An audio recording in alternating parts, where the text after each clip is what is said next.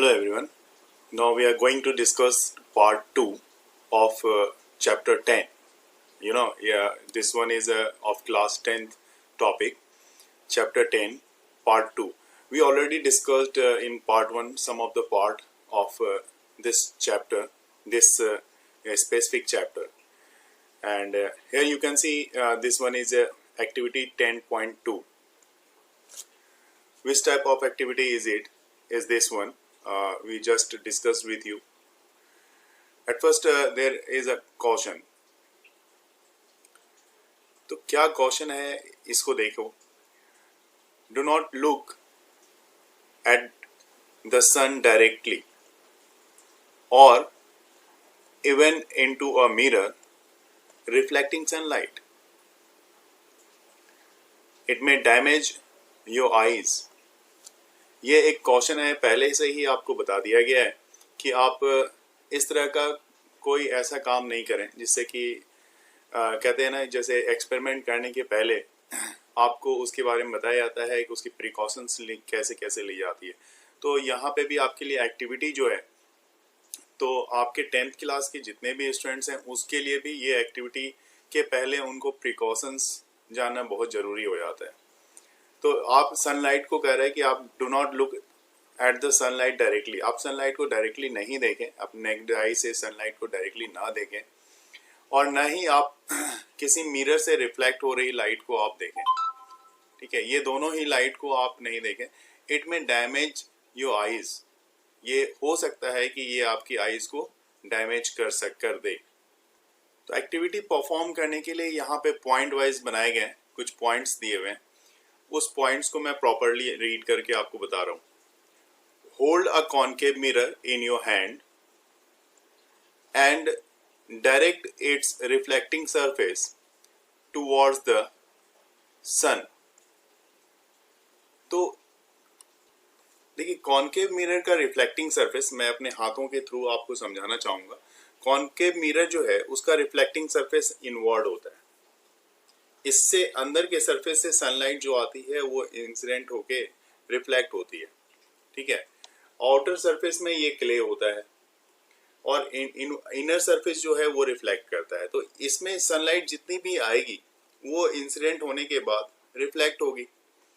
तो ये कह रहा है कि आप अपने हाथों में एक कॉनकेव मिरर को आप ले लो एंड जो रिफ्लेक्टिंग सरफेस है, ये इनर सरफेस रिफ्लेक्टिंग सरफेस है, तो इस इनर सरफेस को आप जो है, जो रिफ्लेक्टिंग सरफेस है उसको सनलाइट के उस फेस को सनलाइट की तरफ आप कर दो. ठीक है, तो direct it's reflecting surface towards the sun. Second point में ये कह रहा है direct the light reflected by the mirror on a sheet of a paper held close to the mirror.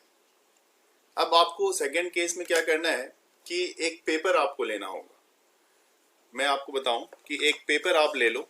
जैसे यहाँ पे इस जगह पे मैंने, यहाँ पे आप देखो, एक पेपर मैंने ले लिया और इस तरफ जो मैं कॉनकेव मिरर ले लिया है.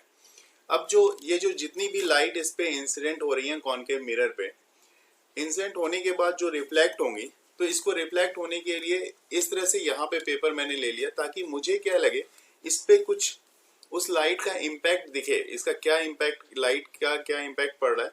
कहीं कहीं हो सकता है लाइट यहाँ पे एक इमेज सी बना रही हो, एक कुछ नया फॉर्मेशन देखने को मिल रहा हो. तो इस तरह से मुझे लाइट को यहाँ पे इस तरह से रखना है ताकि इसके रिफ्लेक्शन के बाद सनलाइट इस पे इंसिडेंट हो. ठीक है, तो ये हमें परफॉर्म करना होगा. थर्ड पॉइंट हमारे पास क्या कह रहा है, ये थर्ड पॉइंट है, move the sheet of paper back and forth gradually until you find on the paper sheet a bright sharp spot of light. तो अब ये जो आपने कॉनकेव मिरर लिया है और ये जो पेपर लिया है, अब इस पेपर को थोड़ा सा कभी इसके क्लोज लाओ, कभी इससे दूर लेके जाओ, थोड़ा सा दूर लेके फिर क्लोज लाए. तो ये हमें देखना है कि इस पे ऐसा हो कि ये लाइट जो है इस रिफ्लेक्ट होकर जो इतनी लाइट आ रही है वो एक बिल्कुल एक पॉइंट पे, एक शार्प पॉइंट पे आके सारी लाइट इंसिडेंट हो जाए. ऐसी जगह पे लाके इसको रोक देना है. इस पेपर को हमें रोक देना है, पेपर सीट को हमें वहां पे बिल्कुल फिक्स कर देना है कि हमें पता लग जाए कि किस शार्प पॉइंट पे ये सारी लाइट यहाँ पे इंसिडेंट हो रही हैं। नेक्स्ट पॉइंट जो फोर्थ पॉइंट है, hold the mirror and the paper in the same position for a few minutes. What do you observe, why?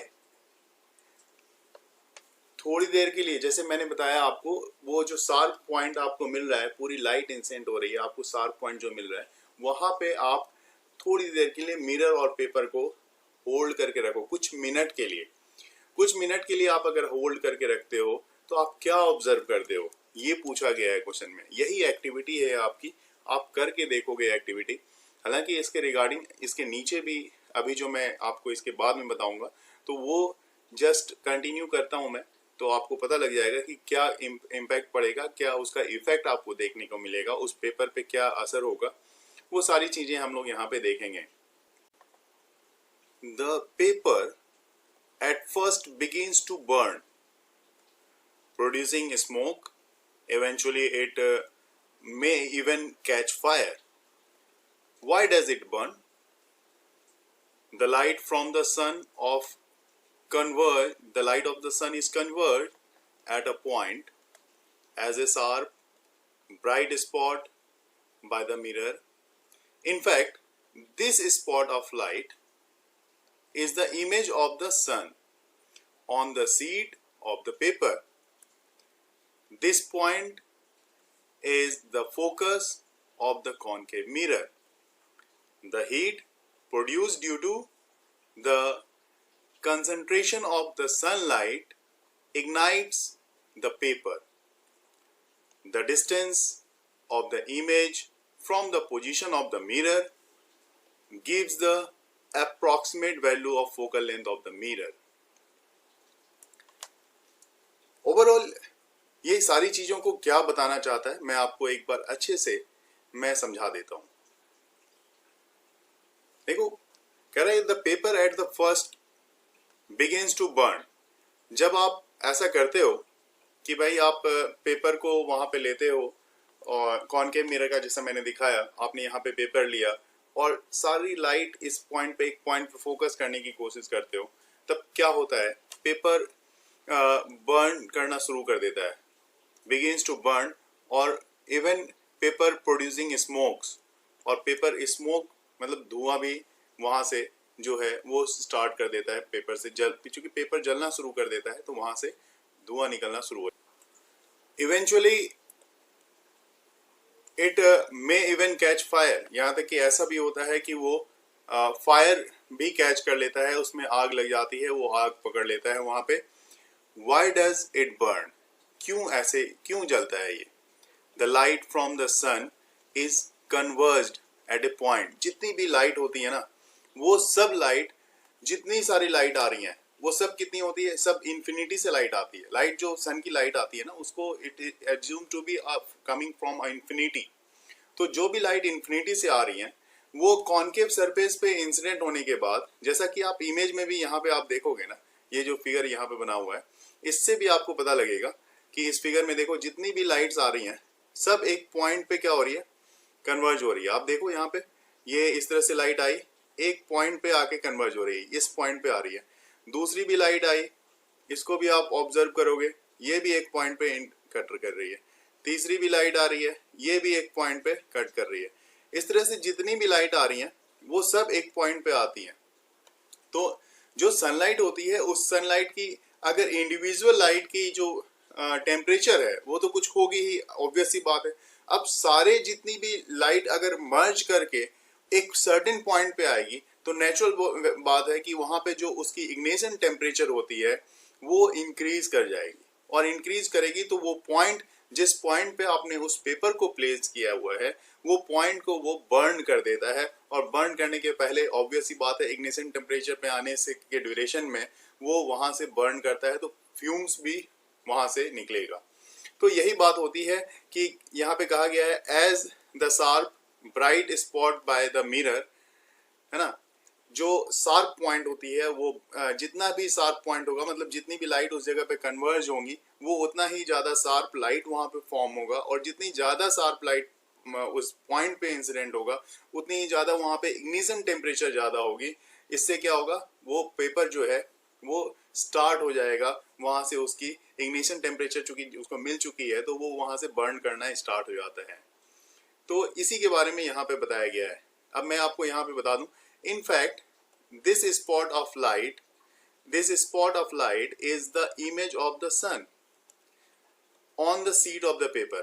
वो सर किसका इमेज है? सन की लाइट का इमेज है जिस पॉइंट पे वो इंसिडेंट हो रहा है। This point the focus of the concave mirror, ये पॉइंट जो है यहाँ पे आप देखो, यहाँ पे F लिखा हुआ है, ये पॉइंट जो है ये फोकस है इस कॉनकेव मिरर का। और इसके कारण क्या होता है, the heat produce due to the concentration of the sunlight ignites the paper. तो वो पेपर को इग्निशन टेम्परेचर प्रोवाइड कर देता है और उसके कारण जो होता है वो पेपर जलना स्टार्ट कर देता है। The distance of the image from the position of the mirror gives the approximate value of focal length of the mirror. अब देखिए ये जो मिरर से, ये जो मिरर है यहाँ से, ये मिरर है आपका, इससे इस पॉइंट तक की जो डिस्टेंस है, इस डिस्टेंस को ही आप बोलते हो फोकल लेंथ। तो इसको स्मॉल f से रिप्रेजेंट किया जाता है। फोकल लेंथ को किससे रिप्रेजेंट करते हैं? स्मॉल f से। जबकि f को जो हमने यहाँ पे रिप्रेजेंट किया है, आप देख सकते हो, जो हमने f मतलब कैपिटल F, ये जो पॉइंट मैंने यहाँ पे आप देख रहे हो, ये एक पॉइंट है कैपिटल F, ये जो है फोकल पॉइंट बोला जाता है, या फोकस भी बोलते हैं हम लोग, ठीक है। तो इस तरह से यहाँ पे ये पूरा पैराग्राफ हमने समझ लिया है, तो यहाँ पे कोई दिक्कत नहीं है। दूसरी चीज जो आगे भी हमें समझना है वो इसके बाद का मैं आपके साथ डिस्कस कर देता हूँ यहाँ पे नीचे वाले पैराग्राफ को। इस पैराग्राफ में इसने इसी बात को रखा है यहाँ पे कि let us try to understand this observation with the help of the ray diagram. इसी रे डायग्राम से, जो रे डायग्राम यहाँ पे हम लोग देख रहे हैं, ये पहला रे डायग्राम है और ये दूसरा रे डायग्राम है, इसके हेल्प से हम लोग इसे समझने की कोशिश करेंगे। चलिए देखते हैं, इसको भी रीड करते हैं। ऑब्जर्व फिगर 10.2, ये दोनों फिगर है, पहले 10.2 का ए, ये पहले 10.2 का ए फिगर है, यहाँ पे आप देख सकते हो। A number of rays parallel to the principal axis are falling on the concave mirror. देखिए प्रिंसिपल एक्सिस कौन सा होता है, इसके पोल से, मैंने आपको इससे पहले भी डिस्कस किया था अपने पहले वाले पार्ट में, पोल से जो लाइन, पोल से होती हुई, फोकस से होती हुई, सेंटर ऑफ कर्वेचर से होती हुई जो लाइन पास करती है, ये सारी जो लाइन यहाँ से पास करती है, उस लाइन को ही हम लोग बोलते हैं प्रिंसिपल एक्सिस। मैं यहाँ पे लाइन को प्रॉपर ड्रॉ करके यहाँ पे दिखा रहा हूँ आपको, आप देख लो। ये जो लाइन यहाँ से पोल, सेंटर ऑफ कर्वेचर, इससे होती हुई पास करती है, इसको आप बोलते हो प्रिंसिपल एक्सिस। क्लियर है? तो यहाँ पे अब मैंने पहले भी आपको बता दिया है कि सारी रे कहाँ से आती हैं, सनलाइट की सारी रे। चूंकि सन जो है हमें ये सपोज करते हैं कि वो इनफाइनाइट पे है, तो जितनी भी रे आती है वो पैरेलल आएगी, इन्फिनिटी से जो भी रे आती है वो पैरेलल आती है। इसलिए a number of rays parallel to the principal axis are falling on a concave mirror. जितनी भी रेज आ रही हैं कॉनकेव मिरर पे फॉल कर रही हैं। और ऑब्जर्व, क्या ऑब्जर्व हो रहा है? Observe the reflected rays, they are all meeting or intersecting at a point on the principal axis of the mirror. This point is called the principal focus of the concave mirror. इस point को ही हम लोग बोलेंगे principal focus। ये जो focus है इसको क्या नाम दिया गया? Principal focus. Similarly, observe figure 10.2। अब ये फिगर 10.2 में भी आप सेम चीज ऑब्जर्व करोगे। जितनी भी रे आ रही है यहाँ पे इन्फिनिटी से आ रही है, ठीक है, ये जो भी रे आ रही है इन्फिनिटी से आ रही है, और वो रिफ्लेक्ट के बाद, ये देखो आप यहाँ पे आप देख सकते हो, ये रे इस तरह से इंसिडेंट हुई और रिफ्लेक्ट भी हो रही है। रिफ्लेक्ट के बाद जब इसको बैक साइड में प्रोड्यूस कराया गया है डॉटेड लाइन से, यहाँ पे आप देख रहे हो डॉटेड लाइन से जब प्रोड्यूस कराया गया, तो it suppose to be, it seems to be intersect at a certain point, and जब ये seems to be मतलब ऐसा लगता है कि ये इस पॉइंट पे आके मिल रहा होगा, मर्ज कर रहा होगा, तो तब इसको आपने बोला कि ये इस कॉन्वेक्स लेंस का फोकस है। जैसे आपने यहाँ पे इस कॉनकेव लेंस के फोकस को जिस पॉइंट पे ये ज्वाइन करता हुआ आपको दिख रहा था, तो ये जो बनता है ये रियल इमेज बनती है। इसको इंटरसेक्ट करके आप ऑब्जर्व कर सकते हो, ये रियल इमेज बनती है कॉनकेव के केस में, लेकिन कॉन्वेक्स के केस में रियल इमेज नहीं बनती है। You can't obtain this point of focus on the screen, आप स्क्रीन पे इसके फोकस को आप नहीं ला सकते। How are they parallel to principal axis reflected by the convex mirror? The reflected rays appears to come from the point on the principal axis। ये देखा हो आपने, ये बहुत ही मार्केबल बात यहाँ पे इसने बताई है कि it appears, यहाँ पे लिखा है कि the reflected rays appears to come from the point of the principal axis। ये appears होता है, that means it's not real, it seems to be appears, कि आपको यहाँ पे पता लगता है कि भाई यहाँ पे ये ज्वाइन हो रहा है, इस पॉइंट पे ज्वाइन होता हुआ लगता है, आप मतलब रियलिस्टिक नहीं है ये, तो इसलिए यहाँ पे आप इसको इसके फोकस को एज्यूम करते हो। And this point is called the principal focus of the convex mirror. जिस तरह से कॉनकेव मिरर के लिए प्रिंसिपल फोकस था वो, उसी तरह से यहाँ कॉन्वेक्स मिरर के लिए ये वाला जो पॉइंट होगा इसका प्रिंसिपल फोकस होगा। The distance, the principal focus is represented by the letter F. The distance between the pole and the principal focus of the spherical mirror is called the focal length. That means length कहाँ से कहाँ तक की, आप देखो ये पोल है, यहाँ पे पोल है, पोल से लेके फोकस तक की लेंथ, पोल से फोकस तक की लेंथ को आप क्या बोलोगे, principal focus, and it is represented by F. तो मैंने जैसे कि बताया आपको, ये आपका पॉइंट है, प्रिंसिपल फोकस है, लेकिन यहाँ से पोल से इस तक की डिस्टेंस को आप इसका फोकल लेंथ बोलोगे, जिसको स्मॉल एफ से, यहाँ पे आप देखो स्मॉल एफ से फोकल लेंथ को आप रिप्रेजेंट कर रहे हो। ठीक है, तो इस तरह से कॉनकेव और कॉन्वेक्स में दोनों ही केस में फोकल लेंथ हमें पता चल गया कि कहाँ पे हो सकता है। एक कॉनकेव में मैं आपको इसके बारे में फिर से मैं बता दूं कि ये जो यहाँ पे ये जो बन रहा है, इट्स अ वर्चुअल, ठीक है, और कॉनकेव में जो हमारे पास बना था ऊपर में वो रियल था। तो इसका फोकस जो होता है, इसका फोकस वर्चुअल होगा, और ऊपर वाले में जैसे कॉनकेव में था उसका फोकस जो होगा वो रियल होगा। मार्क करेंगे, इसकी बात हम आगे करेंगे अपने इसी चैप्टर में। आइए, आपका पेज मैंने फिर टर्न कर दिया है, ये पेज नंबर आपका है, मैं आपको पेज नंबर बता दूं, पेज नंबर 163। तो यहाँ पे ये जो कंसीडर किया गया है, the reflecting surface of spherical mirror is by and large spherical. जो भी रिफ्लेक्टिंग सरफेस हम लोग लेंगे स्फेरिकल मिरर का, वो थोड़ा बड़ा होगा, और देखते हैं क्या करना है हमें उसके। The surface then has a circular outline. The diameter of the reflecting surface of spherical mirror is called its aperture। ये बात आपके लिए बड़ी मार्केबल है, जो यहाँ पे कभी कभी क्वेश्चन में आता भी है कि एपर्चर किसको कहते हैं, बच्चों से पूछा भी जाता है। तो ये देखो आप, ये एपर्चर है, बताया गया the diameter of the reflecting surface of spherical mirror is called its aperture. अब ये बोल भी रहा है फिगर में आपको 10.2 में, इसको आप देखो कि डिस्टेंस जो mn है, जो भी डिस्टेंस है mn यहाँ पे रिप्रेजेंट्स द एपर्चर।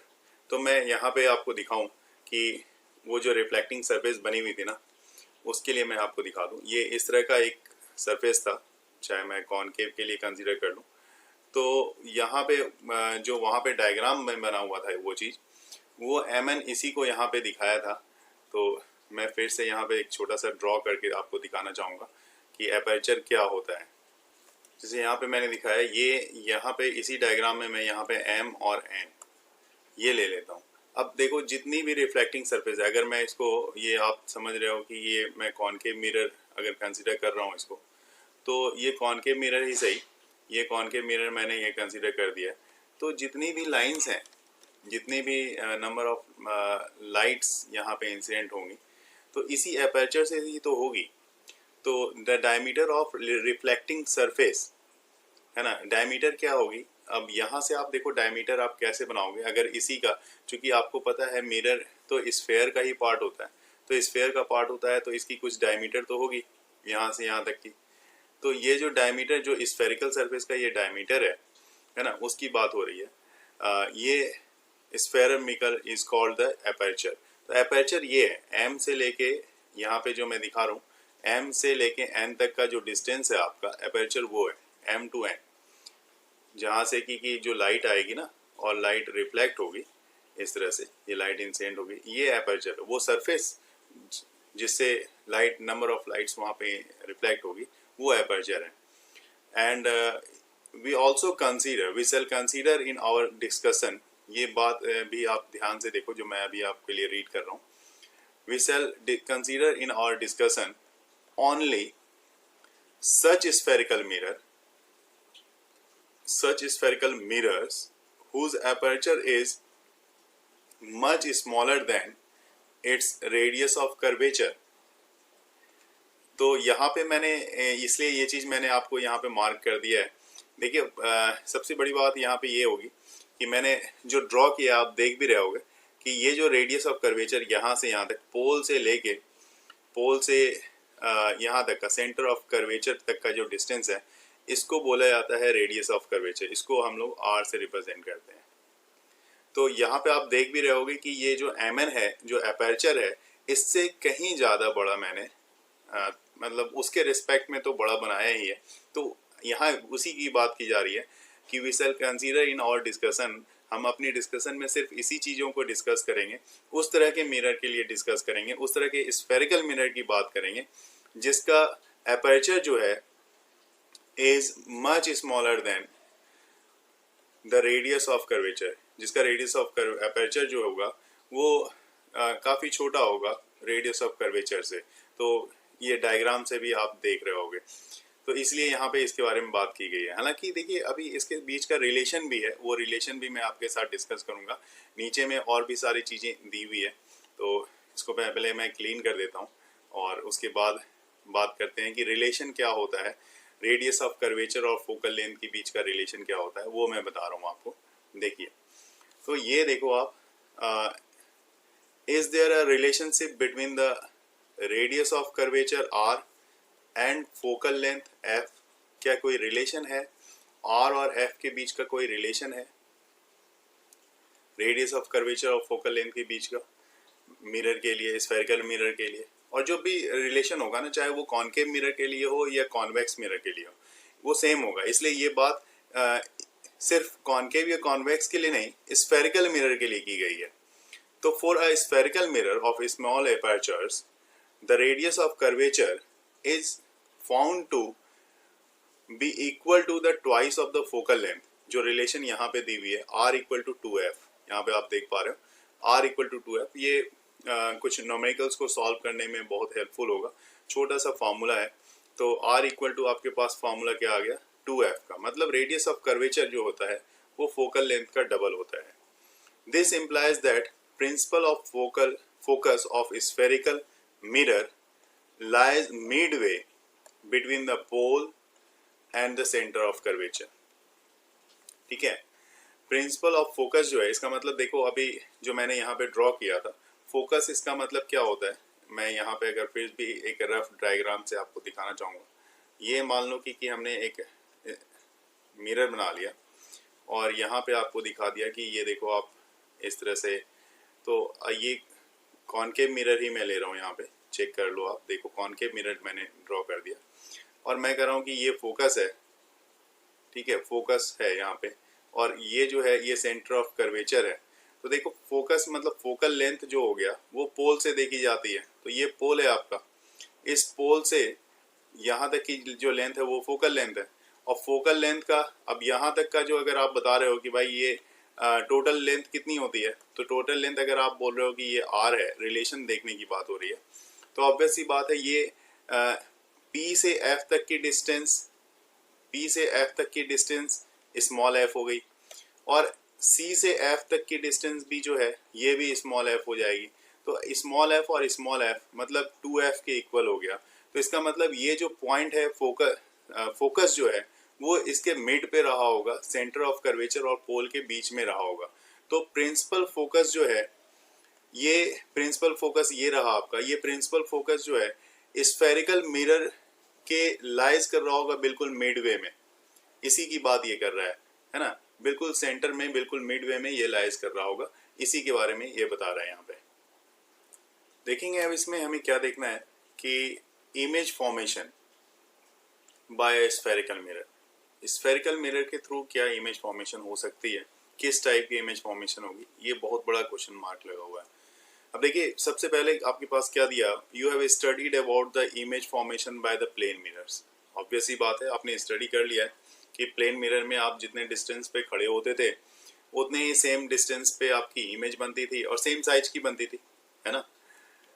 तो you also know the nature, position and the relative size of the images form bye them.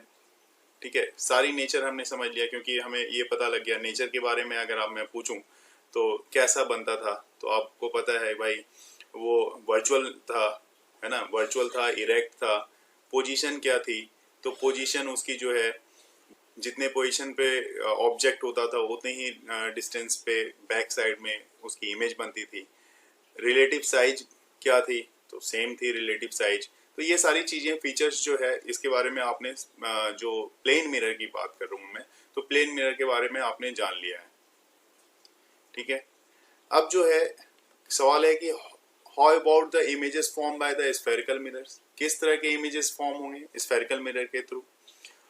How can we locate the image form by the concave mirror for different positions of the objects. अलग अलग position पे रखने पे object को, अलग अलग position पे अगर आप प्लेस करते हो तो कॉनकेव मिरर में किस तरह की उसकी इमेजेस बनेंगी।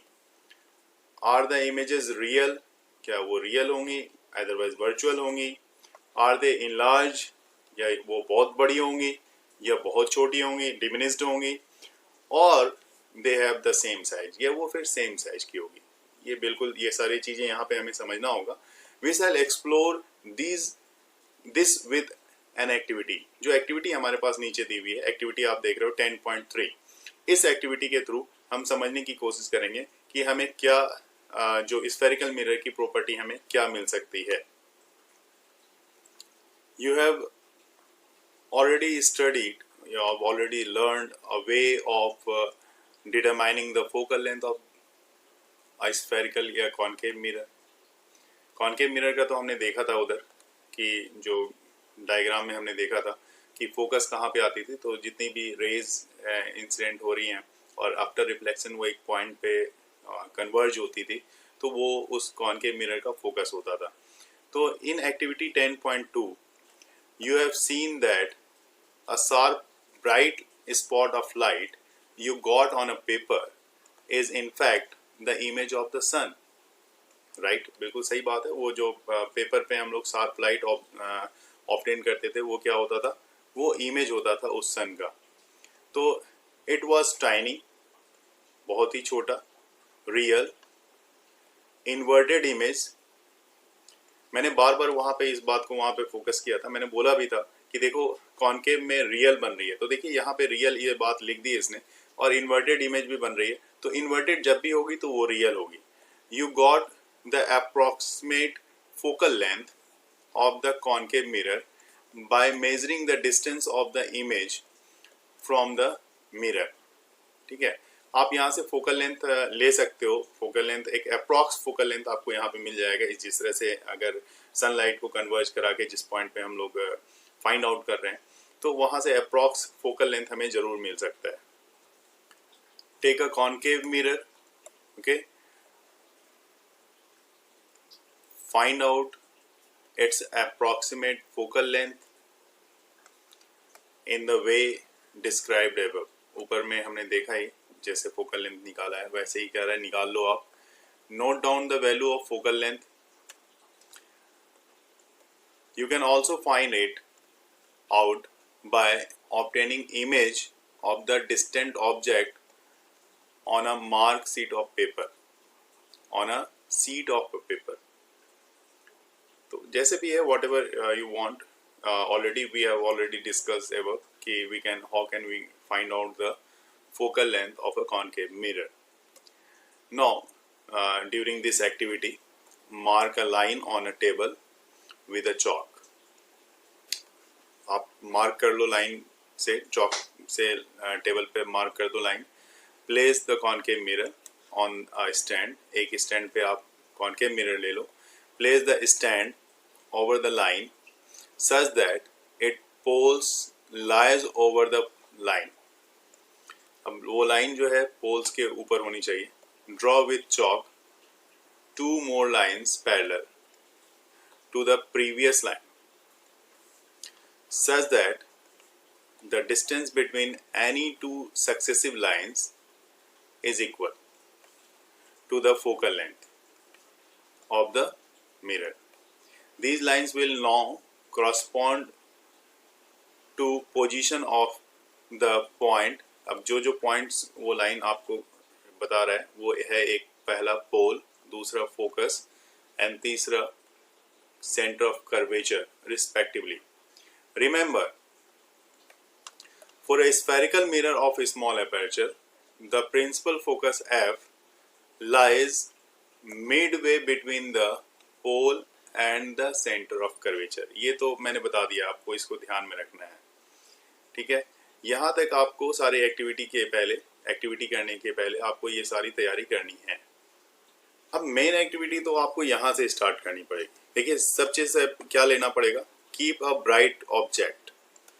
जैसे बर्निंग कैंडल ले लो आप, at a position far beyond C के बाहर ले लिया आपने, जो सेंटर ऑफ कर्वेचर है उस कैंडल को उसके बाहर ले लिया. Place paper screen and move it in front of the mirror till you obtain a sharp bright image of the candle flame on it. अब आराम से उस कैंडल को आप आगे पीछे इधर उधर आप करके देखो, चेक करो, ऑब्जर्व करो क्या क्या चीज आप ऑब्जर्व करते हो. Observe the image carefully. Note down the nature. Image कैसी है, रियल है, इन्वर्टेड है, स्मॉल साइज की है या उससे बड़ी है, पोजीशन क्या क्या है, ठीक है, रिलेटिव साइज कैसी है उसकी with respect to the object के रिस्पेक्ट में उसमें क्या चेंजेस आ रहे हैं. Repeat the activity by placing the candle first just beyond C. पहले सबसे पहला आप क्या क्या एक्टिविटी में कैसे कैसे रीड करोगे, सबसे पहले सी के बियॉन्ड आप रख लो उसको. सेकेंड, उसके बाद सी पे रख लो कैंडल को. थर्ड में कैंडल को एफ और सी के बीच में रख के चेक करो. फोर्थ में एफ पे रख लो. और लास्ट में कह रहा है पोल और फोकस के बीच में रख लो.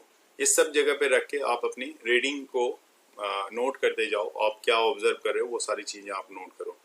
In one of the cases you might not get the image on the screen. एक केस तो ऐसा आएगा जहाँ पे कि आपको स्क्रीन पे इसकी इमेज नहीं मिलेगी. Identify the position of the object in such case. कौन सा ऐसा केस होगा जहाँ पे कि आपको ये ऑब्जेक्ट की इमेज नहीं मिलेगी, वो देखना है. Then look for its virtual image. उसके बाद वर्चुअल इमेज भी देखिए in the mirror itself. Note down and tabulate your observation. ये सारी ऑब्जर्वेशन आपको नोट करनी है और उसकी ओवरऑल जो रीडिंग है उसको भी आपको मेंशन करना है. एक पेपर पे आप सारी चीजें क्या ऑब्जर्व कर रहे हो उसको नोट करना है. ठीक है, इस तरह से हालांकि आप अभी परेशान मत हो. ये सारी चीजें जो एक्टिविटी है यहाँ पे मैंने दिखाया है, इसके बाद हम इसके बारे में एक एक करके इसकी पोजीशंस क्या क्या हैं और किस किस जगह पे ऑब्जेक्ट को रखने पे क्या इमेजेस बनेंगी, वो सारी चीजें भी हम डिस्कस करेंगे अभी.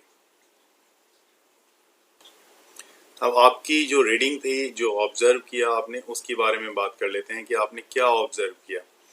तो you will see in the above activity that the nature, position and size of the image formed by a concave mirror depends on the position of the object in relation to point P, F and C. The image formed is real for some positions of the object. It is found to be virtual image for a certain other position. The image is either magnified, reduced or has same size depending on the position of the object. A summary of these variations is given for you reference in table 10.1। तो जितनी भी ऊपर मैं अभी आपने इस देखा, जो भी चीज़ें आप देख पा रहे हो, वहाँ पे मैं एक चीज़ ज़रूर बताना चाहूँगा कि ये पूरी की पूरी आपकी रीडिंग थी, आपका ऑब्जर्वेशन था। क्योंकि एक्टिविटी में आपने क्या क्या ऑब्जर्व किया कि भाई आपने देखा, you will see the above activity, the nature के बारे में आपने स्टडी किया, पोजीशन क्या थी, साइज क्या था इमेज का, ये सब चीज़ आपने वहाँ पे देखा। किसके थ्रू बन रहा था वो? तो कॉनकेव मिरर के थ्रू अ कॉनकेव मिरर। सिर्फ अभी मैं बात कर रहा हूँ कॉनकेव मिरर की, सिर्फ किसकी बात हो रही है? कॉनकेव मिरर की। Depends on the position of the object, मतलब अलग अलग पोजीशन पे आपने ऑब्जेक्ट को अलग अलग पोजीशन पे रखा था, तभी तो उसके कारण ये अलग अलग साइज, अलग अलग इमेज यहाँ पे बनती हुई आपको दिख रही है ना। और इसके साथ साथ आपने क्या ऑब्जर्व किया भाई, रिलेशन क्या मिल रहा है आपको, पी एफ और सी के बीच क्या रिलेशन मिल रहा है, वहां पे इस केस में भी आपने ये ऑब्जर्व कर लिया कि क्या रिलेशंस आपके पास आ रहे हैं। The image formed is real for some position of the object. कुछ केस में इमेज जो आपको मिली कैसी मिली? रियल इमेज मिली कुछ केसेस में। And found to be virtual, it is found to be virtual image for certain other position. और कुछ ऐसी पोजीशन भी मिली जहां पे कि आपको इमेज जो है वो वर्चुअल मिल रही थी। The image is either magnified, या तो कुछ में मैग्नीफाइड थी, बड़ी इमेज थी, कुछ में रिड्यूस करके आई थी, छोटी इमेज थी, और कुछ में तो सेम साइज की भी आपको मिली। ये सब आपकी ऑब्जर्वेशन थी, रीडिंग थी आपकी। ये डिपेंड कर रहा था ओवरऑल किस पे? पोजीशन ऑफ ऑब्जेक्ट पे, मतलब कहाँ कहाँ पे आप अपने ऑब्जेक्ट को रखा था, उस पे ये सारा चीज डिपेंड कर रहा था। तो a summary of this observation, इसी का जो पूरा एक समरी है वो नीचे आपके इस टेबल में यहाँ पे आपको देखने को मिल रहा है। तो इस समरी के बारे में भी बात कर लेते हैं, इससे हमें पता लग जाएगा कि हमने कहाँ कहाँ किस किस जगह पे ऑब्जेक्ट रखा जिसकी इमेज हमें वो मिल रही थी अलग अलग पोजीशन पे। अभी तो आपकी पूरी जो आपने ऑब्जर्वेशन की है उसको टेबुलर फॉर्म में मैं दिखा रहा हूँ, लेकिन इसको प्रॉपर डायग्राम के साथ देखेंगे तो वो और भी क्लियर हो जाएगा। तो फिलहाल इस पे बात कर लेते हैं कि image formation by the concave mirror for different position of object.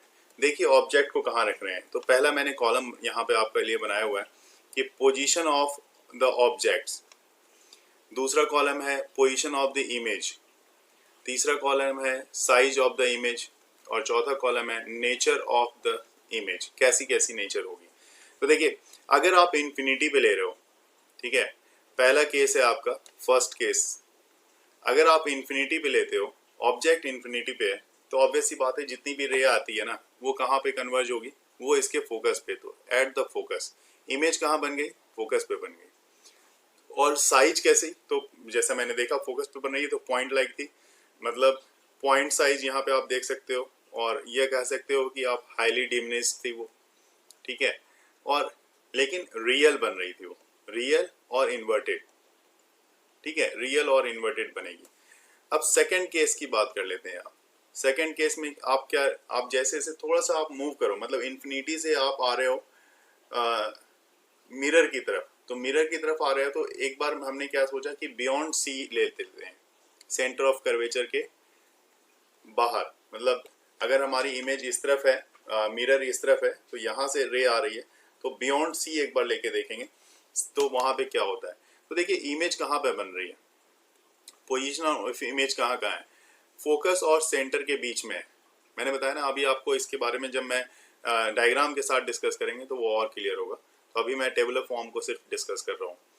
तो इमेज बनेगी, अगर आप बियॉन्ड सी ऑब्जेक्ट को लेते हो तो इमेज बनेगी बिटवीन एफ एंड सी, छोटी बनेगी, छोटी मतलब ऑब्जेक्ट की जो साइज है उससे थोड़ी छोटी रहेगी, लेकिन इमेज आपकी रियल और इन्वर्टेड ही रहेगी। अगर आप सी पे लेते हो, सेंटर ऑफ कर्वेचर पे लेते हो, जो थर्ड केस है हमारा, तो वैसे केस में इमेज भी सी पर ही बनेगी, सेम साइज की बनेगी और रियल और इन्वर्टेड ही बनेगी। अगर आप सी से आगे की तरफ मूव करो, मतलब सी से आगे सी और एफ के बीच में ले लो, तो फोर्थ केस जो है हमारा यहाँ पे बिटवीन सी एंड एफ। अब हमने इमेज कहाँ ले लिया, ऑब्जेक्ट कहाँ लिया? सी और एफ के बीच में। तो देखो इमेज कहाँ बन रही है? बियॉन्ड सी बन रही है, ठीक है, इन लार्ज साइज की बन रही है और रियल और इन्वर्टेड बन रही है। यहाँ पे मैं एक चीज आपको जरूर बताना चाहूंगा, देखो इस दोनों में थोड़ा सा चेंजेस करते हैं, जैसे बियॉन्ड सी और इसमें जो दोनों चीजें हैं, दोनों में क्या एक सिमिलरिटी क्या है वो देखो। आपने बियॉन्ड सी लिया था तो इमेज कहाँ बनी थी, एफ और सी के बीच में, और अगर आप एफ और सी के बीच में यहाँ पे ले रहे हो ऑब्जेक्ट को, तो इमेज कहाँ बन रही है, बियॉन्ड सी बन रही है। ये जस्ट लाइक इसकी प्रॉपर्टी को थोड़ा सा एक्सचेंज कर लेता है यहाँ पे, इस तरह से देखो, याद रखने के लिए आपको थोड़ा आसान हो जाएगा। और दूसरी चीज इसकी जो साइज है, देखो यहाँ पे इसकी साइज डिमिनिश बन रही थी और इसकी जो साइज है वो इनलार्ज बन रही है। यहाँ पे भी देखो थोड़ा सा चेंजेस आ गया, दोनों में क्या हो रहा है, एक बहुत बड़ा बन रहा है और एक डिमिनिश्ड हो गया था। हालांकि दोनों की प्रॉपर्टी जो है रियल और इन्वर्टेड के लिए सेम है, प्रॉपर्टी मतलब नेचर ऑफ द इमेज जो है दोनों के लिए सेम है। अगर हम फोकस पे रख लें, ये जो फिफ्थ हमारा केस है, फिफ्थ में अगर ऑब्जेक्ट को मैं फोकस पे रख लूं तो इमेज कहाँ बनेगी, इन्फिनिटी पे।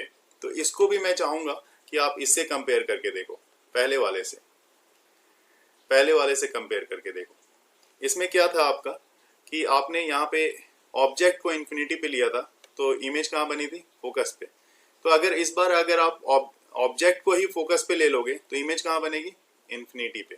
ये भी थोड़ा एक्सचेंज हो रखा है। अब इसमें ये हाईली डिमिनिश था और ये हाईली इनलार्ज हो जाएगा। ये भी देखो, ये वाली प्रॉपर्टी भी देखो, थोड़ा सा एक दूसरे के जो चेंजेस है वो ये है। और हालांकि इसमें भी रियल और इन्वर्टेड बन रही है। और सिक्स्थ और लास्ट जो कॉनकेव मिरर का केस है कि आप अगर P और F के बीच में रख लेते हो, पोल और फोकस के बीच में, तो ये बनेगा थोड़ा ये एक्स्ट्रा ऑर्डिनरी हो जाता है कि ये बिहाइंड द मिरर कहने का मतलब है, मैंने जो प्लेन मिरर है उसमें भी तो ये बात की थी ना कि बिहाइंड द मिरर बनता है तो कैसा होता है, वर्चुअल होता है और इरेक्ट होता है, ठीक है। और साइज जो हैगी यहाँ पे, चूंकि कॉनकेव मिरर है, प्लेन मिरर नहीं है जो सेम बनेगा, तो यहाँ पे साइज जो होती है वो थोड़ी इनलार्ज हो जाती है। तो ये 6 प्रॉपर्टीज हैं जो कि हमने ऑब्जर्व किया है अपनी एक्टिविटी के बेसिस पे।